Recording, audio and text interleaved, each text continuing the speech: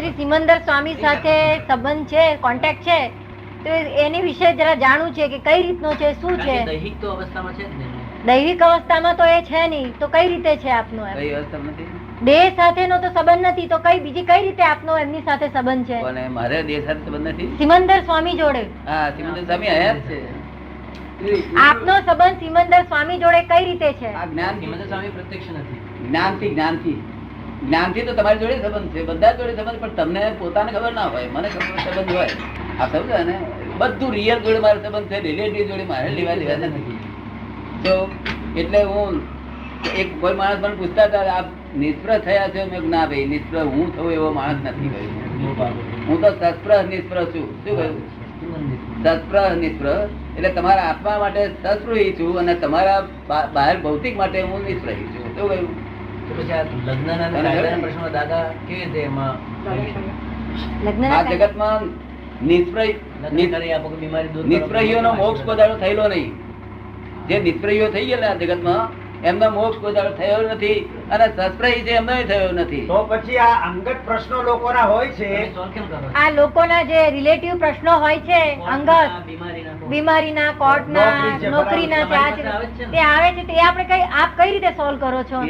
મારે સોલ્વ કરીને મસ્કર કરવાનું હતું ને. મારું યસ્તામાં એવું છે કે હું આપી દઉં છું, પૈસા જોઈતા એને કુબેર નો આપું છું કે ભાઈ આટલું કરજો. આ બધા એનો યોગ્ય હિસાબ હોય ચોપડા જોઈને કરી નાખીશું. એના ચોપડા જોઈને કરી નાખજો.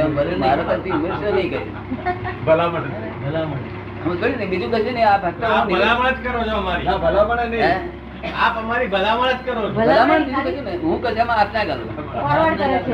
અમારી અમારું ભલામણ તો કરો. ભલામણ આગળ ફોરવર્ડ કરે તમારો. Just forwarding. કારણ કે મુશ્કેલી તો તારી છે. મને એટલી મારે મુશ્કેલીમાં ન રહેવું જોઈએ. કોઈ મુશ્કેલી મને કહેવા આવવા માટે નિમિત્ત છે. હું નિમિત્ત છું. મને ભેગો થયેલો નિમિત્ત છે. ખાતરી થઈ ગઈ.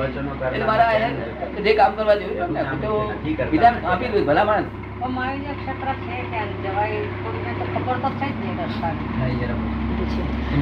બેન પૂછે છે કે મહાવિદ્ય ક્ષેત્ર ક્યાં છે, એને તો રસ્તાની કોઈને ખબર નથી, કઈ રીતે જવાય ત્યાં? એ તો જ્ઞાની પુરુષ એકલા જ જઈ શકે. જ્ઞાની પુરુષ સિવાય બીજા કોઈ જઈ શકે નહીં. હજી સંતોષ નથી થતો. જ્ઞાની પુરુષ ત્યાં આગળ જઈને વાતચીત કરી આવે, બધું જ કરી શકે.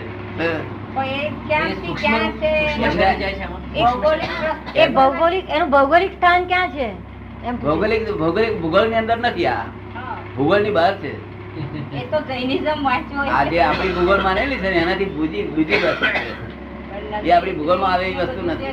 દાદા સૂક્ષ્મ શરીર છે બ્રહ્માંડમાં, છે બ્રહ્માંડમાં, પણ ભૂગોળ ની બહાર છે. આપણી ભૂગોળ એ તો અમુક જ દેશ બતાવે, આપણો જ ગોળો બતાવે છે.